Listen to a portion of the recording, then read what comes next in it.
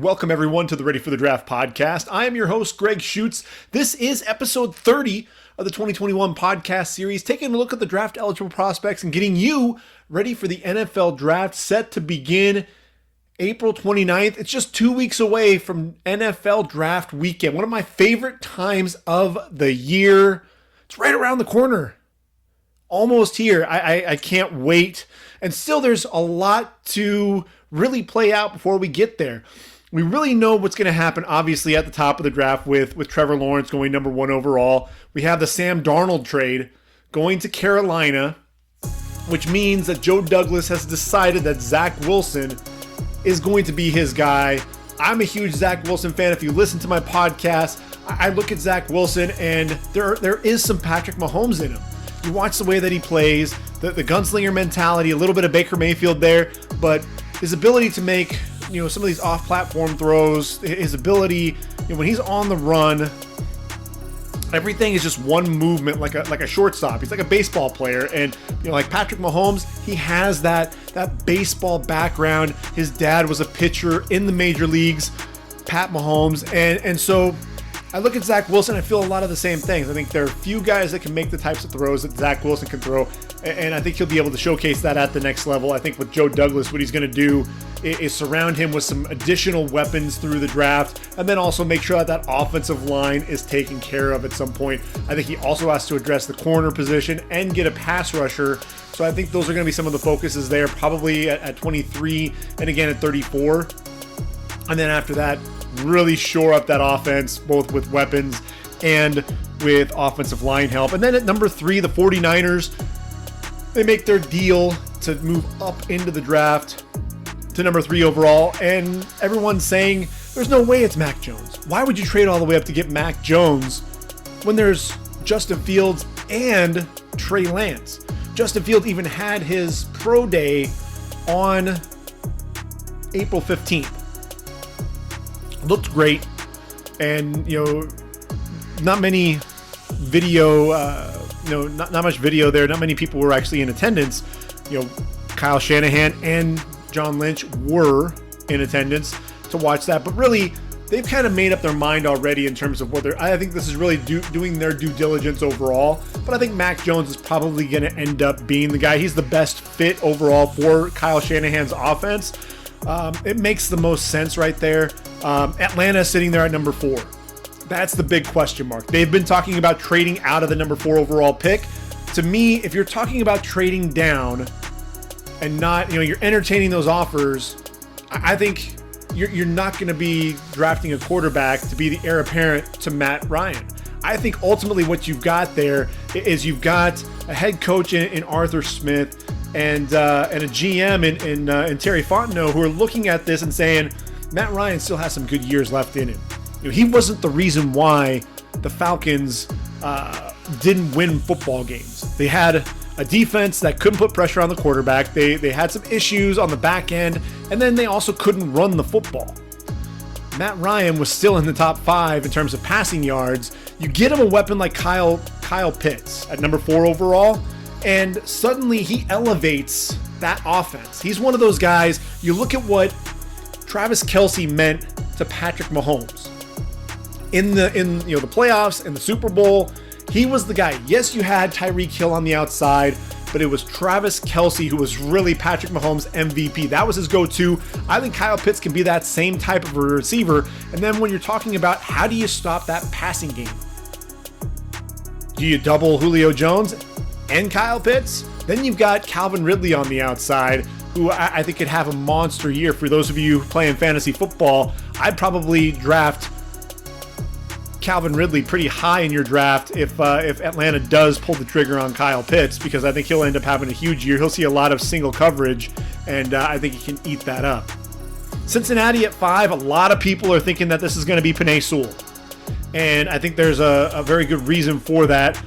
When you look at this offensive line, they've got to protect Joe Burrow a little bit better. I mean, against Washington, Burrow, he drops back deep in his own zone. Chase Young, Montez Sweat coming off the corners, tried to deliver a pass down the sideline when a third D-lineman, Jonathan Allen, came up the middle, hits him low, ends up tearing his ACL and MCL, sustained other structural damage. That offensive line needs to be shored up. They need to be taking care of him.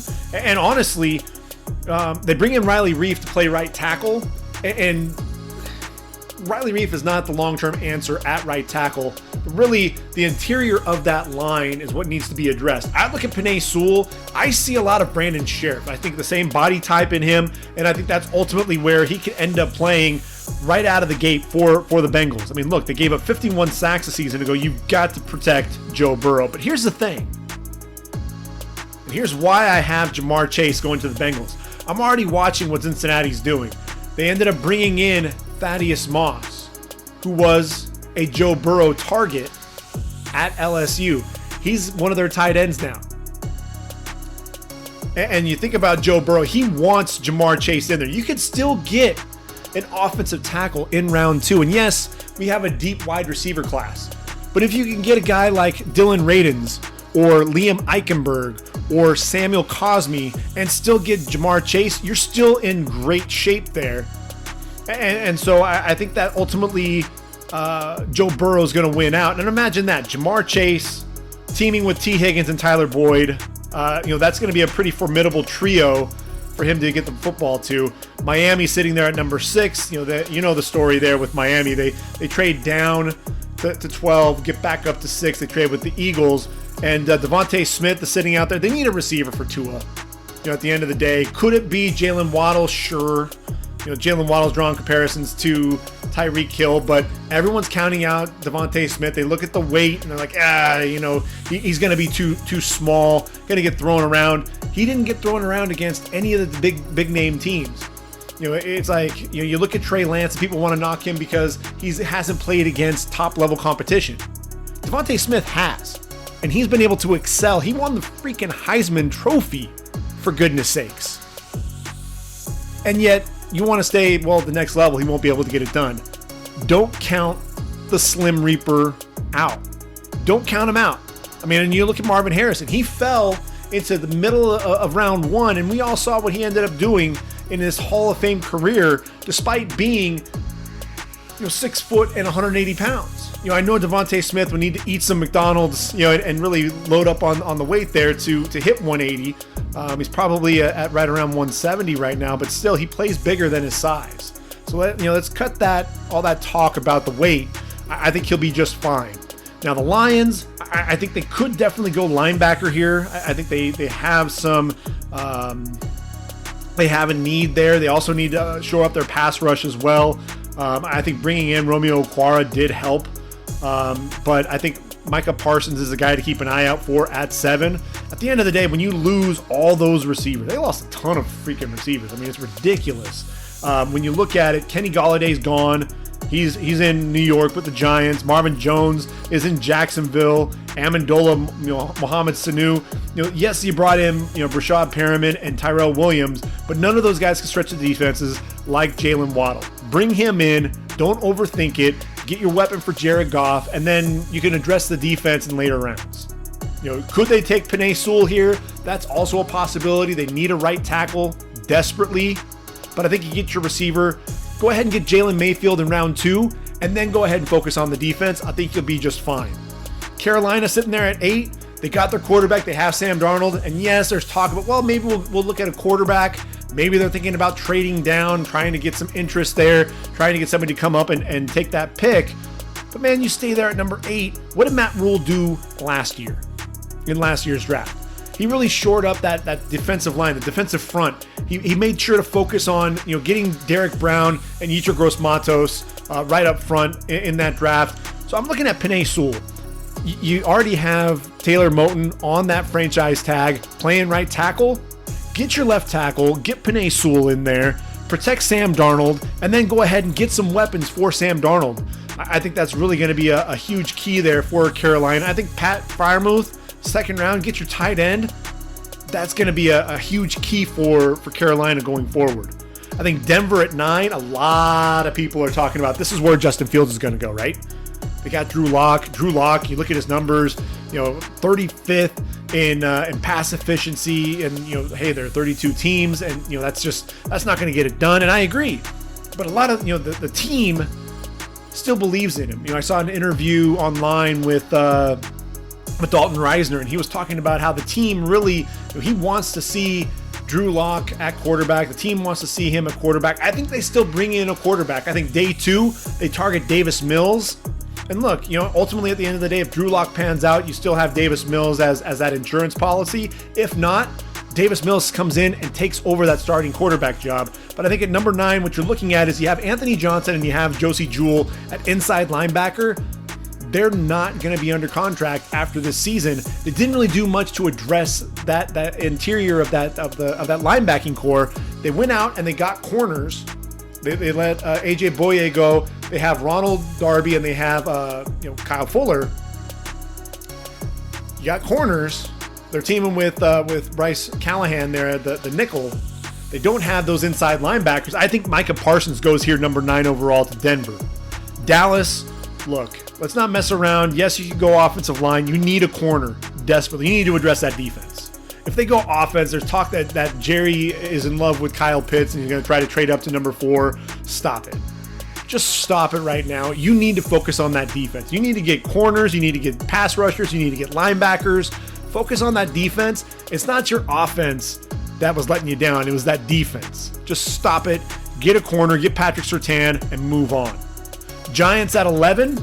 This could be where Micah Parsons goes if he's not on the if he's still on the board. I think you could potentially see Kwity Paye or Jaylen Phillips come off the board here. I think even Christian Barmore. We know how Dave Gettleman loves his guys in the trenches, so that's a possibility. But I think Rashawn Slater ultimately, look, he has that 5-position versatility. That offensive line was pretty shoddy for a lot of the season. And so when you look at it, on face value, at least a tackle, you're like, all right, well, you've got Andrew Thomas on one side, and you've got Matt Parrott on the other side, and then Nate Solder. What's going to happen there? He's coming back from sitting out due to COVID-19. You got some tackle help, but man, at the inside of guard, good Lord, you've got Zach Fulton. You brought him in from Houston. He'll probably end up manning one side, but Will Hernandez and Shane Lemieux, that was some scary stuff right there. So I think at the end of the day, you bring in Rashawn Slater. He can play really anywhere along that line. If you're not happy with Nick Gates at center, you could throw him in there. I just think Rashawn Slater is going to give them a lot more versatility overall. And if Jalen Waddle's there at number 11, maybe they'll think about him, pairing him up with Kenny Golladay when you have guys like Sterling Shepard who are more possession receivers. That's intriguing, but I just don't think that's going to happen. Philly sitting there at 12. If there is a receiver left on the board in those top 3, they go with it. I mean, look, Travis Fulgham, who was a practice squad call-up, led the team in receiving last season. So I think the Eagles need to get a receiver. I actually have them taking Kadarius Toney in round 2. I think Toney might be the one guy who's the odd man out at the receiver position. He might be there at the top of round number 2. I think the Eagles go receiver in round 2. Get your corner in round 1. Avonte Maddox is the guy that you got to kick inside. You got Darius Slay. Go ahead and get J.C. Horn. Get a guy who can lock things down on the outside. That makes a ton of sense to me. Chargers, you need an offensive lineman. J.C. Horn's there. You consider that, especially with Casey Hayward gone.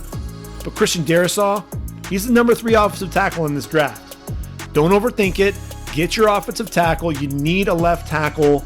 Protect your investment in Justin Herbert and move on. Vikings at 14. They could go Elijah Vera Tucker. There has been some movement there. They brought in Mason Cole. They also re-signed Dakota Dozier. So I just don't think that Elijah Vera Tucker makes sense right now because really he's the guy who's going to play guard. Yes, he can play tackle, but I think he really projects to a guard at the next level. I think they go defensive end, get the best defensive end available. Could be Kwity Paye, but I think Jalen Phillips makes a lot of sense there. I think New England is the team that's going to target Justin Fields. I think that was one of the teams that was going to be there at his second pro day. I think ultimately they target Justin Fields. They could sit there at 15, and the way this is played out, there's a chance that maybe Justin Fields is still there. I think New England, because of what they did in free agency, they're going to look to trade up. Could it be for Trey Lance? Sure, but I think Justin Fields is the guy that can come in and especially if Cam Newton isn't working out, Justin Fields is going to be a little bit more ready than Trey Lance to take over. And so I think that could be the move there. Arizona, you still need to replace Patrick Peterson. I'm looking at Caleb Farley right there. Azeez Ojulari is also a guy that could go there. You've got Chandler Jones, who you'll eventually need to replace. So that makes some sense. But Caleb Farley, the back's checking out okay. I think that's where that happens. Look, the Raiders got rid of their entire interior line. They also traded away Trent Brown. Get Elijah Vera Tucker. Get the best guard in the draft. Solidify some of that interior line help. I think that's a must. Dolphins sitting there at 18. Azeez Ojulari, to me, is a guy that would really help them. That'd be a guy that Brian Flores could turn loose off the edge. Washington football team, could they go quarterback? Could this be Trey Lance? Sure. Especially to learn from Ryan Fitzpatrick, who is the best bridge quarterback out there. But I think, they're not going to reach for a quarterback. And so I think maybe they look at Kellen Mond day 2. That way they can address the linebacker, and they get Jeremiah Owusu-Koramoah. He's going to fall to them there at 19. Go ahead and get him, because I think Trey Lance, obviously, he's probably going to come off the board in the top 10, 15 picks. I actually have Trey Lance going to the Bears. And here's why. Ryan Pace and Matt Nagy, they were given one more year to try to right the ship and get back in contention. So look, that the duo of Andy Dalton and Nick Foles, that doesn't really get Bear fans out of their seats and wanting to watch this team play. That's not really going to strike fear in the NFC Central. Let's be real about that. I think if they really want to make a play to really salvage their career, go after Trey Lance.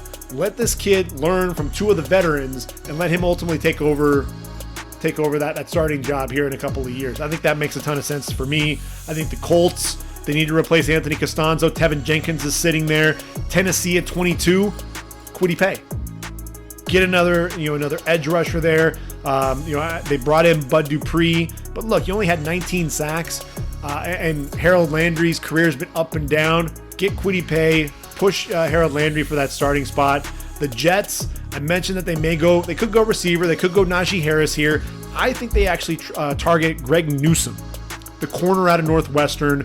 Look, the corners, they've got a couple of guys in Bryce Hall and Blazon Austin, and when you look at them, they were decent, but they didn't play exceptionally well either. I mean, just 99 tackles, an interception, and 7 pass breakups, and then their backups are essentially a bunch of undrafted free agents, and so it's really probably the biggest need area.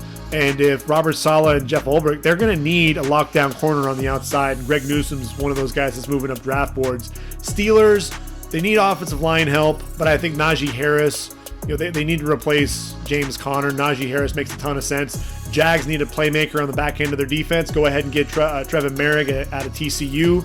The Browns, look, you need to get an upgrade there at the linebacker position over Sione Takitaki. Zaven Collins is that guy. Very versatile. If you've listened to my podcast, I love Zaven Collins. Get him there at 26.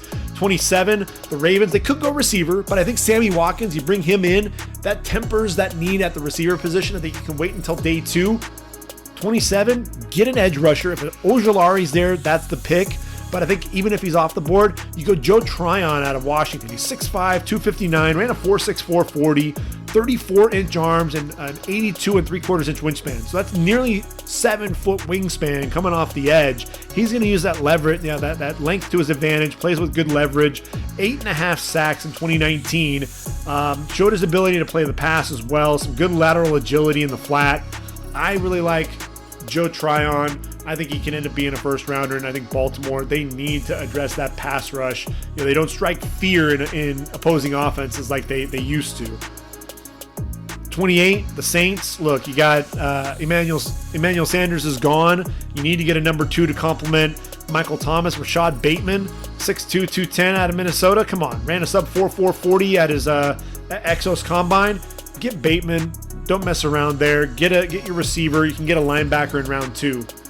Green Bay, look, the new regime, they've kind of bucked the trend of what's been happening over the last 15 plus years.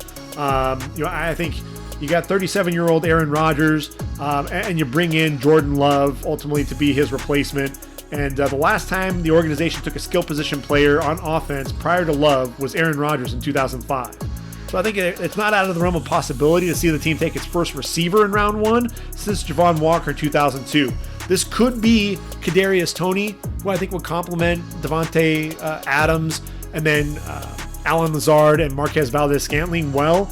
But I'm looking at Terrace Marshall. This is a guy that can play both inside and outside.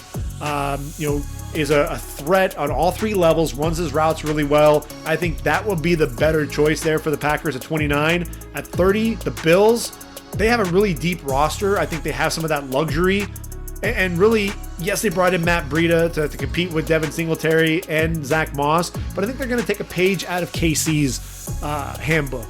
The Chiefs, they already had a full house backfield when they drafted Clyde Edwards-Helaire, but they knew what they wanted out of Edwards-Helaire, and so they took him with a 32nd overall pick. I'm looking at Travis Etienne. You need a guy who can catch the football out of the backfield. This is a guy with over 100 receptions in his career. Look, Zach Moss and Matt Breida, not much of a weapon in the passing game. Devin Singletary had 38 receptions a season ago, but this is a pass-first offense. Josh Allen is the guy. You need to get somebody that can be a weapon in the passing game as well as in the backfield. Travis Etienne fits that bill.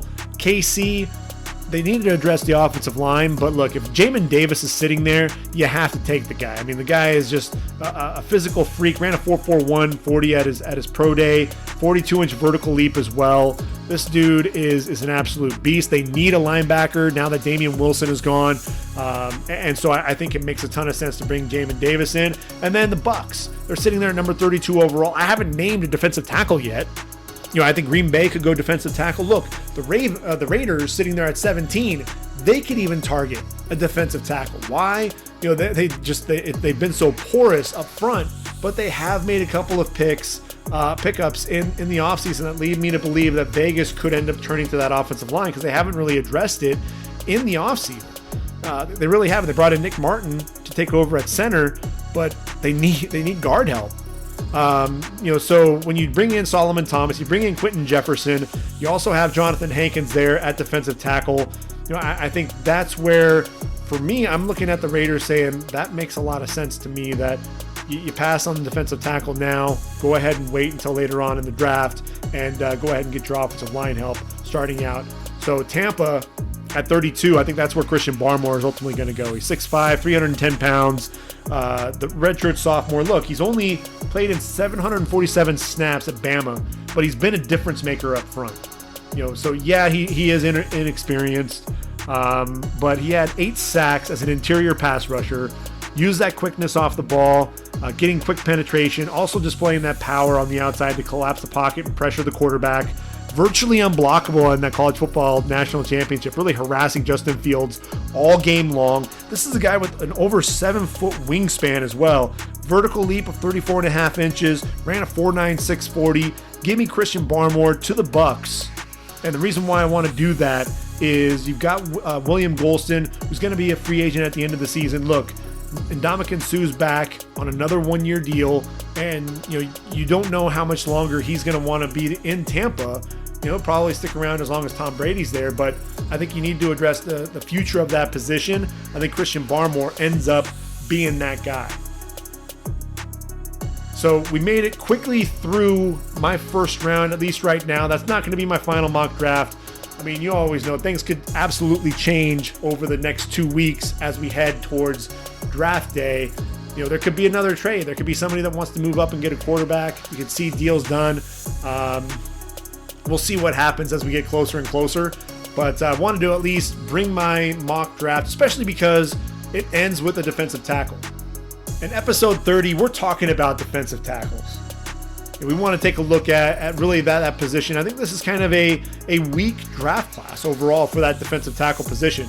Like I said, we have 1, possibly 2. There's a chance that if Barmore comes off the board earlier, whether it's to the Raiders or to the Packers, that we could potentially see Levi Onwuzurike come off the board as well. But I think really you're looking at about 1 that's going to come off the board. And when you look at over the last 5 years, this defensive tackle position, we've averaged 109 defensive tackles over the last 5 years. We've averaged about 21 to 22, and last time we had as few as one. We actually had no defensive tackles taken in round one in 2017. That was an interesting draft class to say the least. The first defensive tackle off the board was Malik McDowell at number 35 overall. We know that didn't work out. But you're looking at Dalvin Tomlinson. He was a second round pick. Larry Ogunjobi ended up being a steal there in round number 3. Carlos Watkins and Grover Stewart in round 4. They're still in the league. David Godshaw, he's in, was taken in round number 5. And what's really crazy is Isaac Rochelle was taken with the 7th pick in the 7th round to the Chargers, and he's still the guy that's playing in the league. So that really looks like a steal there in round number 7, but really a weak draft class. And so that's one of the things for me. I think you still had 21 defensive tackles taken, and really the strength of that defensive line class was really in the 3rd and 4th round. You had 8 defensive tackles taken in those 2 rounds, and so that's really where I think my focus is going to be. What's interesting too is in 2020, this past draft, we did have 2 defensive tackles taken in round 1 and 2 in round 2. So that was Derek Brown, Javon Kinlaw, Ross Blacklock, and then Raekwon Davis. Only 18 defensive tackles taken. That was the fewest since 2013, when we also had 18 come off the board. So it's going to be interesting to see how this all shakes out. I think there's depth really in the middle rounds with this defensive line class. So really what I want to do is kind of take a look at these guys, really talk about them going forward, where I think they may come off the board, and some of the fits for some of these guys as well. So already talked about Barmore. Onwuzurike, look, another guy, he's 6'2", 290 pounds, ran a 4.85 which is really fast for a guy his size. 25 reps, 225 in the bench press, 30-inch vertical leap. But let's talk about what he did on the field. I think this is a guy who has a high football IQ, one of the leaders of the defense. A few guys have as much power as him at the point of attack. Tremendous punch off the ball, does a great job controlling his man, bench presses him to get off the block, can be devastating when he arrives at the football. Does need to watch that pad level, because he'll be completely neutralized every time he gets too high out of his stance. But when he remains low, he can be very explosive off the ball, using those hands to get off the blocks and get into the backfield in a hurry. I think he'll push for playing time early. Jacksonville Jaguars, if you don't take Barmore at number 25, you can wait until the top of round 2, get Levi Onwuzurike. I think he'll be just fine. After that, I think you may have to wait a little bit before the next defensive tackle is taken. But I've got a couple more guys that I think will come off the board in round 2. First guy that I'm looking at is Daviyon Nixon out of Iowa.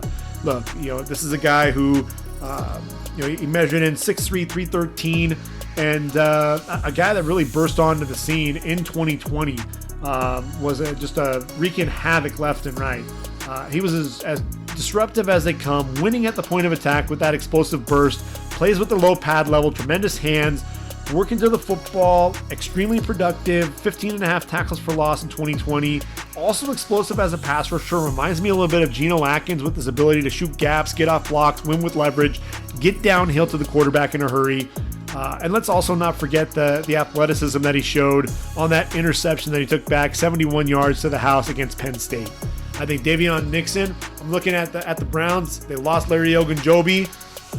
Daviyon Nixon, plug him in right there. Look, the Browns, on one side you got Myles Garrett. On the other side you got Jadeveon Clowney. Then you throw in Daviyon Nixon. I mean, that's a team that can get after the quarterback. It should be exciting. And then the next guy is another physical freak. 6'3", 284 pounds of Milton Williams out of Louisiana Tech. Oh my goodness. This is a dude, he racked up 19 tackles for loss and 10 sacks in his final 2 seasons at Louisiana Tech. And so a guy that, can make plays in the backfield, but also gets after the quarterback, has an explosive burst, shoots gaps, early penetrator. And then you understand why with what he did at his combine. 4.61 40, a 6'3", 284, 38.5-inch vertical leap. Are you kidding me? and then a 6.873 cone drill, which is, that's faster than some of the defensive ends we're doing. And then he also showcased some power with 34 reps in the bench press. This dude, to me, I'm looking at the Packers in round 2. You need somebody that's going to help out Kenny Clark. I think this is the guy who's going to be, line up at that 5 technique and turn him loose. I think that's going to be a nice pick there for the Packers there in round number 2. I'm looking at round 3 with that defensive tackle class. A few guys that are going to come off the board there. The next guy that I'm really a fan of is going to be Aleem McNeil. He's 6'3", 320 pounds. A guy who ran a 4.87 40, 29-inch vertical leap at 320 pounds. So a guy that moves really well. He's stout against the run, also athletic, obviously, for his size, to be an interior pass rusher. Racked up 10 sacks in just 3 seasons with the Wolfpack.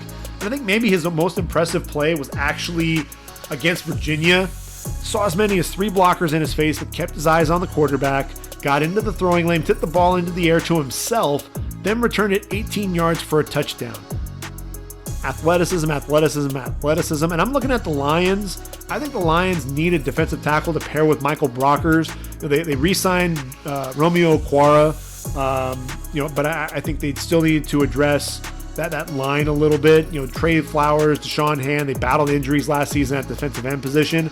I think if you can get an interior pass rush with Brockers and McNeil, that's going to help out those guys coming off the edge as well.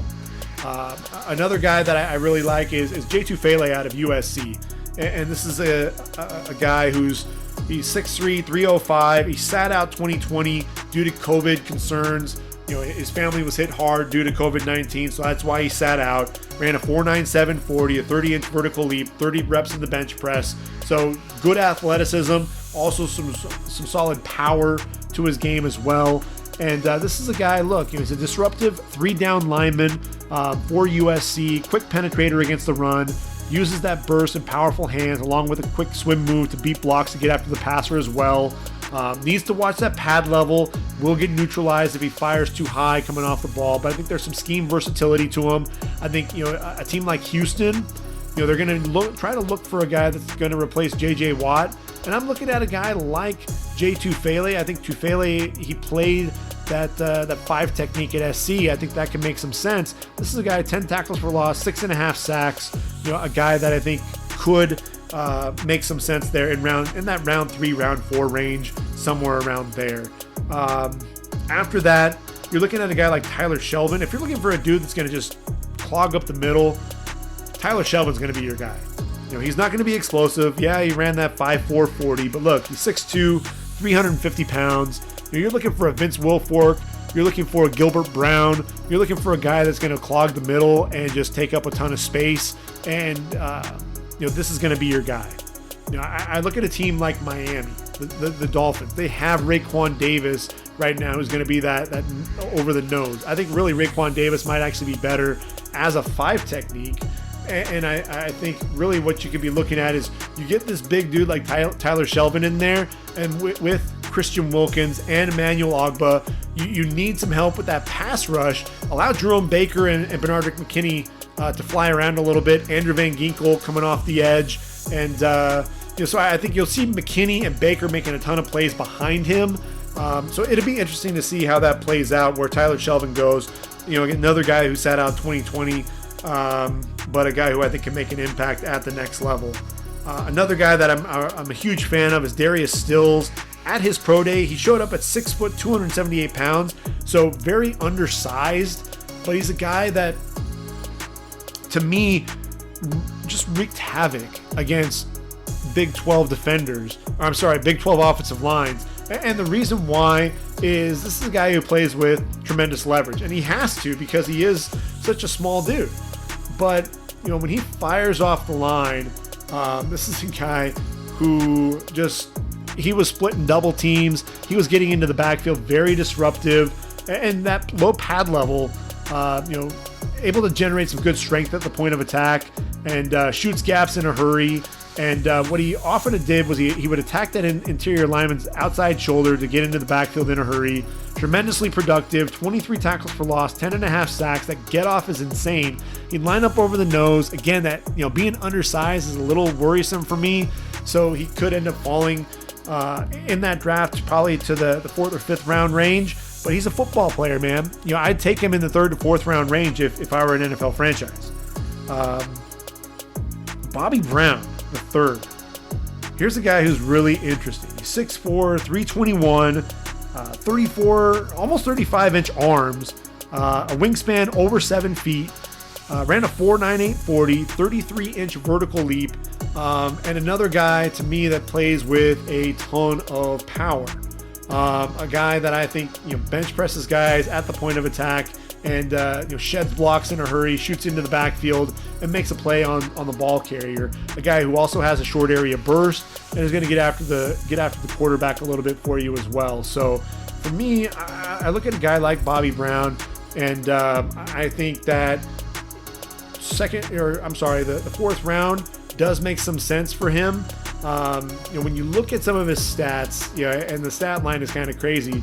Had 5.5 sacks a season ago playing at that defensive tackle position. I mean, when you're 6'4", 325, you're expecting to really be a guy that's going to take up a lot of space and not be a guy that's going to be someone who's making plays in the backfield. But look, 5.5 sacks in 9 games, that's going to get it done. And I think that's what's going to help him move him up draft boards. I look at a guy like Jaylen Twyman. This was a guy that I loved coming into the 2020 season. And he measured in at 6'1", 301 at his pro day, 40 reps at the bench press, better than Aaron Donald. And so, when you look at that, the strength is definitely off the charts. And when I mentioned Aaron Donald, also played at Pittsburgh. But with Twyman, I think what I was looking forward to in 2020 was the encore performance after his sophomore season that saw 10.5 sacks. Was that a product of playing, with guys like Patrick Jones II? It's hard to really evaluate. You watch him at his pro day, and he runs a 5.4 40. Which that's really, he ran the same speed as a guy like Tyler Shelvin, who's 6'2", 350. So a little concerning there.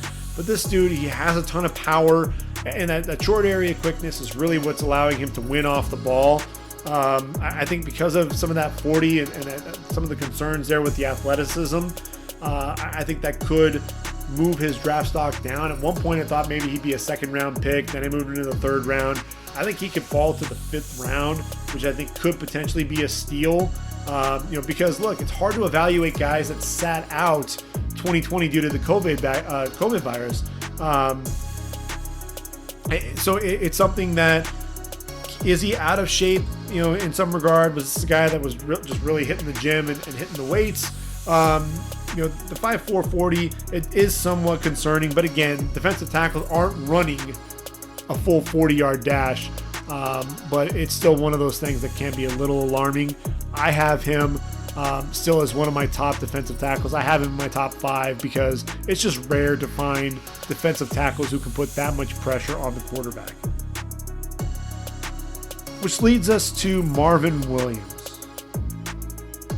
Marvin Williams is a guy who everyone was expecting to be the number 1 defensive tackle taken. Not only that, a lot of people in their mock drafts before the season had this guy in their top 10, possibly even their top 5. Measures in at 6'3" and 7/8, 303 pounds, ran a 5.12 40, 23 bench reps in the bench press, only 25.5 inches in the vertical leap, so not the most explosive. But what's crazy is everyone fell in love with him after his junior season. 8.5 tackles for loss, 5 sacks, 4 pass breakups as well. And I think that the issue that I have with Marvin Wilson is the production, the talent didn't always match what he was doing out on the football field. This was a guy to me that I thought fell flat at times. The motor ran hot and cold, wasn't always getting after the quarterback. When he wanted to show off his burst, he could do it. But there were always way too many times where he would just get, single blocked. I think I even saw a tight end handle him at the point of attack. And I'm like, what's going on here? Are we taking plays off? But the play, like I said, largely inconsistent. And the biggest thing is everyone fell in love with what he did in 2019, but 6.5 of his 8.5 tackles for loss and 4 of his 5 sacks were registered in just 2 games. That was against Louisville and Syracuse. So 2 tackles for loss and 1 sack in the remaining games in 2019. So, I mean, when you think about that, all that production in 2 games, everyone was like, there's the potential right there. He had 10 tackles in one of those games. Absolutely lights out. But where'd he go? 2020, he'd show flashes, but even when he was showing the flashes, he wasn't getting home. He wasn't getting to the quarterback. He wasn't making plays on the ball. Look, he played in 6 games, 17 tackles, 2 tackles for loss, 1 sack. Not going to really get it done there. To me, I think he's a late day 2. He could potentially fall to day 3, and it wouldn't surprise me just because this is a guy, look, when you've got a guy that's not putting out effort consistently, that motor running hot and cold, you may or may not ever be able to get this guy motivated to play. So, food for thought there with Marvin Wilson. Tommy Togiai, no question that this is a guy that's going to work hard in the interior of that defensive line. A guy who's, he plays both the run and the pass. Pretty consistent guy, not going to be overly flashy, but a guy that he's a football player. He gets the job done. He's 6'1", 296, ran a 4.97 40, 32-inch vertical leap, so decent explosion. Good power at the point of attack against the run. Offered up some short area bursts as an interior pass rusher. And again, like I said, he's a well-rounded defensive tackle. I think that cements him into late day 2 consideration. I think that makes some sense there with Tommy Togiai. Again, he's going to bring a workmanlike approach. That's going to happen. Have 4.5 tackles for loss and 3 sacks, a couple of pass breakups there along the interior for Ohio State. Would have loved to have seen him come back. Could potentially have gotten himself into that second round consideration. But as it stands, I think he could be a late day 2, early day 3 pick. Moving on from there, you're looking at a guy like Marlon Tuipulotu out of USC. This is a guy, look, with Jay Tufele being out due to the COVID, not sitting out the season, USC needed a guy up front to really dominate, and Tuipulotu was that guy. 3-down defender, stout against the point of attack against the run, but also being able to collapse the pocket with powerful bull rush, penetrating the line of scrimmage, quick get off, excellent hands to disengage blockers. That was a thing that was impressive, was you watch him take on the blockers, shed, and then putting his body at an angle to make sure that keeping that arm free, that outside arm free, to then corral the running back and bring him down. And a guy who's incredibly strong, 30 reps in the bench press, 30.5-inch vertical leap as well. I think Marlon Tuipulotu could be a third-round pick. I think he'll probably be in the 4th round range. Look, he looked fantastic at the Senior Bowl. A lot of those one-on-ones, he was winning with some power and a good short area burst. Excellent hand usage, like I said. So he's another guy to keep an eye out for. 2 big guys in the middle that I want to talk about. TJ Slayton, they're out of Florida, and Kearis Tonga out of BYU. So we'll start with Slayton. He's 6'4", 330. Short arms. He's got 32 and 5/8 inch arms, but an 80-inch wingspan, which just means this dude is incredibly wide. And when you're talking about a dude who's 6'4", 330, you understand that. But for a guy his size, he runs a 5.09 40 with a 29-inch vertical leap. So when you think about that, this is a dude that is a decent athlete for a guy his size. And you see that. This is a guy who, he offers up tremendous power with his hands, a run stuffer along the interior of the line, mountain of a man, takes up a lot of space, difficult to be moved off the spot, but I think he's also aggressive against the pass. He does a good job getting into, that short area burst, getting after the quarterback, collapsing the pocket with his power, but also very aggressive, especially with his hands. Good job taking away running lanes for the running back. Short area burst coming off the ball to pursue the ball carrier as well. Chasing down running backs from behind. I like TJ Slayton. I think he's a guy that sitting in that that 4th round, 5th round range for me.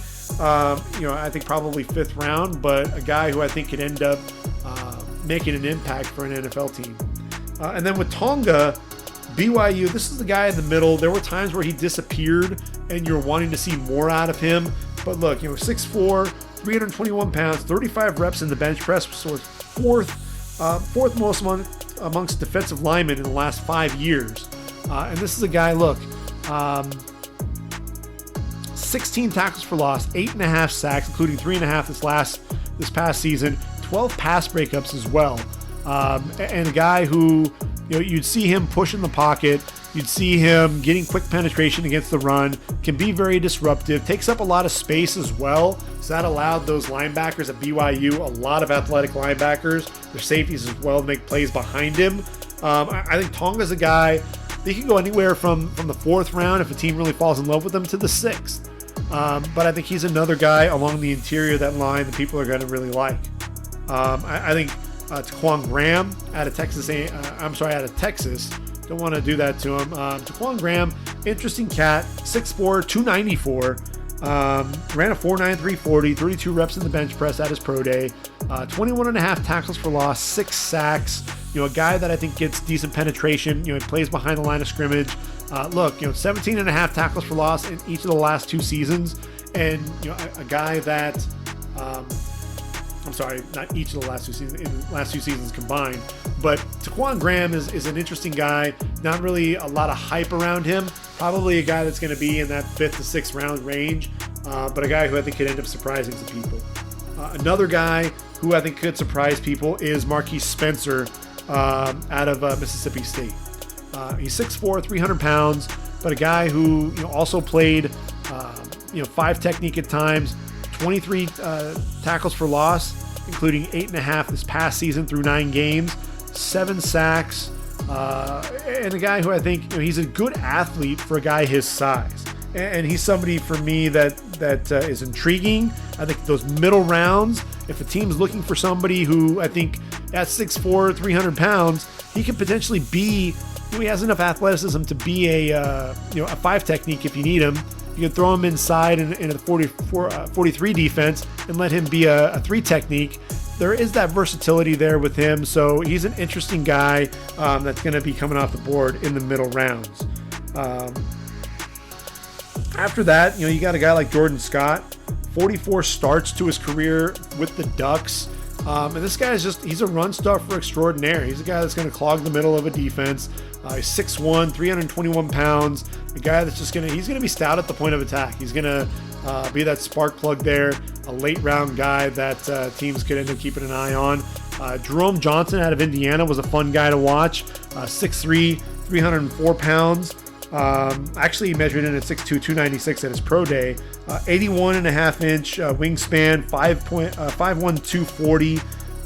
Not overly powerful, but a guy that did rack up 21 tackles for loss and 13.5 sacks. Look, he had at least 3.5 sacks in each of his final 3 seasons with the Hoosiers. So a guy that has some quickness coming off the ball and can make plays behind the line of scrimmage.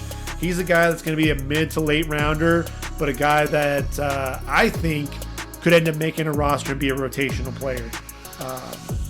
Quinton Bohanna is another mountain of a man. Look, 6'4", 327 pounds, 34-inch arms. He's going to be a run stuffer in the middle of a defense. A guy, when you get those huge guys that can't be moved off the ball, you put him there in the middle. And, at one point, I think Kentucky was reporting that he weighed 357 pounds. But at his pro day, actually weighed in at 327. But a guy that can definitely be a spark plug there in the middle of a defense. Let's see. Jonathan Marshall out of Arkansas is going to be an interesting guy. He's 6'3", 317. Another guy that I think could play multiple positions up front. Did so for Arkansas. Not much of a pass rusher, but a guy that can make plays behind the line. Look, 11 tackles for loss in the last 2 seasons combined. So he's a guy to keep an eye on as a late rounder. Mustafa Johnson is a guy that's really interesting. Just from the standpoint of you're waiting to see what exactly was going to happen with him after his sophomore season that was so explosive. Had 52 tackles on the year, 15.5 tackles for loss, 7.5 sacks. He was so explosive firing off the football. Weighed, he's 6'2", 290 pounds. During his playing days at Colorado. And then after that, battled some injuries in 2019, had 4.5 sacks. And then in 2020, just 6 tackles for loss, 3 sacks. So he never really duplicated what he did in 2018, but battled some injuries. Seems to be healthy now. A guy who, ultimately I say he's healthy, but then he has a hamstring issue at his pro day. Ended up showing up weighing in at 280 pounds. A guy who I think could end up being a 5 technique. Just a guy who I think could be a late round pick, possibly an undrafted free agent. I think that's really what we're getting into now, are these guys that, it's going to be interesting to see if they do come off the board at all. Isaiah Loudermilk out of Wisconsin. Look, 6'7", 293 pounds, ran a 4.8 240, 30.5-inch vertical leap, 22 reps in the bench press. So definitely a tremendous athlete. There's no question about that. Huge guy, big wingspan, but he just didn't make a ton of plays. This is a guy that, in Wisconsin, he didn't always start either. And so a guy that, I think he could play the 5 technique. You could also line him up inside at D tackle. 12 tackles for loss, 8 sacks in his career. But, wasn't a guy that, again, didn't play a ton of football. When you look at him, played in just 13 games over his first 2 seasons with the Badgers. And then obviously only 6 games there in 2020. But there are other guys that were out playing him and getting out onto the football field. So you just worry if, it'll ever click. Is this ever going to be a guy that's going to end up making plays? Is the potential ever going to, is the production ever going to catch up to the potential? And that's really a big concern that I have for him. But I'll give you a name of a guy that to be on the lookout for as a late round pick, and a guy that I think could end up making some plays at the next level. And that's Jared Hewitt out of Virginia Tech. Look, he's only 6'1", 288, but a guy that was pretty consistent over the last couple of years there for the Hokies. 16.5 tackles for loss and 9.5 sacks in this guy's career.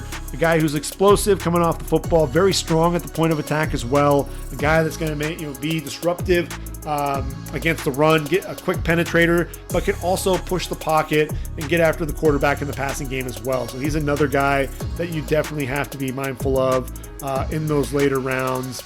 And as I look through the rest of the group, I think that's really about it in terms of the guys that I'm going to really be looking for to get drafted. There's some other names that are going to be out there as potential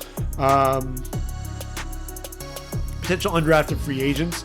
But again, this is going to be a draft class that isn't going to be overly strong at the top. I think you're going to see the middle rounds where you're really going to see the depth overall. But some of the names to be on the lookout for as we move into the undrafted free agents. You got Naquan Jones out of Michigan State, 6'4", 340 pounds. Big dude at the point of attack. Had 14.5 tackles for loss, including 5 this past season. So a guy that's going to be physical along the interior there. Kyrie Campbell, a guy there for Florida, 6'4", 295 pounds.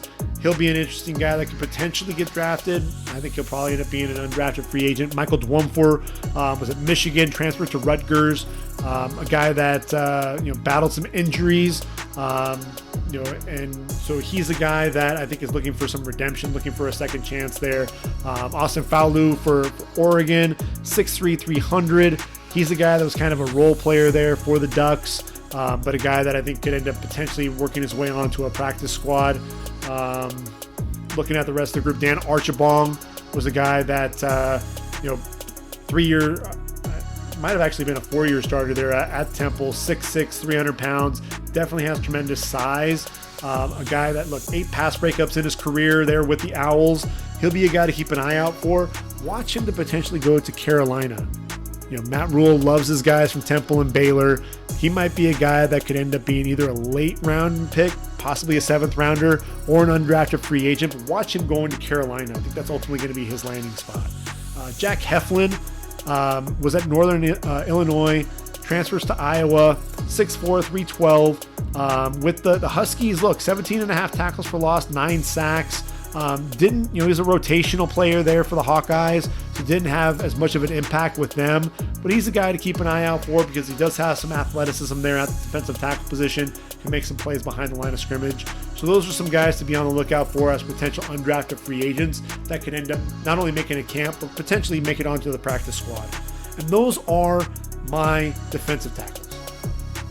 So made it through quite a few defensive tackles, hopefully in a short period of time here. Hopefully that helps get kind of an idea of what we're dealing with here at that defensive tackle position. Not a lot of guys that are going to excite you at the top of the draft. I think you have to get excited about Christian Barmore. You worry about the inexperience, but a guy that definitely can collapse the pocket. 8 sacks as really he was lining up all over that line for Bama. He's really intriguing. Milton Williams is another guy that's tremendously intriguing to me because of all that athleticism. Daviyon Nixon, if you listen to my podcast from the beginning of the season, he was the guy that caught my eye from day one. I'm watching film, I'm watching the games, and I'm like, who is this guy? Because he had, it wasn't his first year there at Iowa, but a guy that really wasn't making an impact like he did right off the bat. I mean, Daviyon Nixon, look, every time I was watching film and trying to watch other players, I just kept seeing 54 flash. 54 making plays, shooting into the backfield. And so I think he's a guy, day 2 pick to keep an eye out for. And then Levi Onwuzurike, definitely an intelligent guy, going to be that leader there along the defensive line.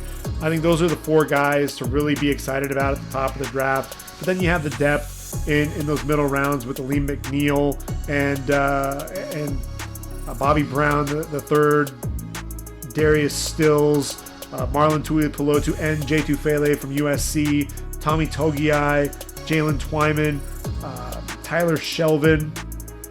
You have that group along with Kieris Tonga and TJ Slayton, the big guys on the middle. And then the guys to me that would be intriguing in the 5th or 6th round, Taquan Graham and Marquise Spencer. And then the late round guys, your Jerome Johnsons, your Jordan Scotts, Quentin Bohanna. So, and then I forgot to mention Marvin Wilson. He's the guy that could go as high as the 2nd round and as low as the 5th round, with the way that that lack of motor just really for me is concerning more than anything else. So it'll be interesting to see how the defensive tackle plays out. But next podcast, we're going to be talking linebackers. So this is an interesting year for linebackers. A lot of guys at the top of the draft, and this is a draft unlike some that we've seen. When you look at last year's draft, we only have 4 linebackers taken in round 1 with Isaiah Simmons, Kenneth Murray, Jordan Brooks, and Patrick Queen. But when you look at this year's draft class, you've got quite a few guys that are mentioned as potential first rounders. And so you've got, Jeremiah Owusu-Koramoah, Zaven Collins, my favorite guy. And then not to mention Micah Parsons. Then you've got Azeez Ojulari coming off the edge. You've got Jamin Davis. And you've also got Nick Bolton. So a lot of guys. Oh, and don't forget, Baron Browning. Baron Browning is a guy to me, tremendously athletic, a guy that, he's lining up for Ohio State. He and Pete Werner were lining up against guys in the slot receivers, and showing tremendous athleticism out there as well. Can't forget Baron Browning. He could end up being a steal on day 2. Jabril Cox, transferred from North Dakota State to LSU and promptly, returns an interception for a touchdown in his debut. So another guy who's really intriguing. So those are guys really at the top of the draft. And then you got Chaz Surratt, you got Dylan Moses, Quincy Roche. He's going to be an edge rusher in a 34 defense. Chris Rumpf out of Duke is intriguing as a pass rusher. Monty Rice is a veteran. Shaka Toney is going to be a nice pass rusher for a team. Tony Fields, a guy on the as an inside backer. Justin Hilliard, Rayshard Ashby, Riley Cole's a guy that I think is intriguing there out of South Alabama. Hamilcar Rashed, one of the top pass rushers. How about Cam McGrone? Cameron there out of Michigan. He's the guy that I think is going to end up being a day 2 pick. How about Jacoby Stevens? Jacoby Stevens was a safety there at LSU. He'll end up playing linebacker at the next level. He's one of those guys that I think can have some of that versatility. And one of my favorite guys there out of Purdue. Come on.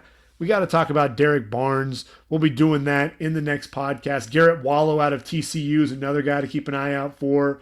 Patty Fisher ran a slow 40. Is he going to get drafted? You got Jordan Scott out of UAB, raw with a lot of skills and a lot of ability. Isaiah McDuffie, another guy there out of BC. Not the best athlete in the world, but definitely has a nose for the football. So this is an interesting draft class at that linebacker position. A lot of guys to be interested in, a lot of guys to talk about. And, with this new age of football, you're looking for those new age linebackers. And so you're looking at guys that are going to be able to cover a lot of ground, guys that can line up not only against running backs and tight ends, but potentially cover receivers as well, which is why Jeremiah Owusu-Koramoah and why Baron Browning and why Jamin Davis are going to be so intriguing. You got to have guys who can get after the quarterback like Azeez Ojulari and Micah Parsons. And then with guys like Zaven Collins and Nick Bolton, these are guys that are going to be sideline to sideline players. It can be versatile to drop into coverage and get after the quarterback a little bit as well. So a lot to cover with the linebacker position. Hopefully you'll enjoy that content because there's going to be a lot to talk about. So we'll hit that hard. We'll hit it fast and furious here in the next few days. Get that out to you. But until then, I hope everyone enjoys the rest of their weekend and they enjoy their weekend. And we'll go ahead and wrap this one up. And we'll talk again soon here in the next few days. So for ReadyForTheDraft.com, this has been the Ready for the Draft podcast. I've been your host, Gregg Schutze. Take care, everyone. The draft is just 2 weeks away. I can't wait. I hope you're as excited as I am. And until next time, everyone, take care, and I am out of here.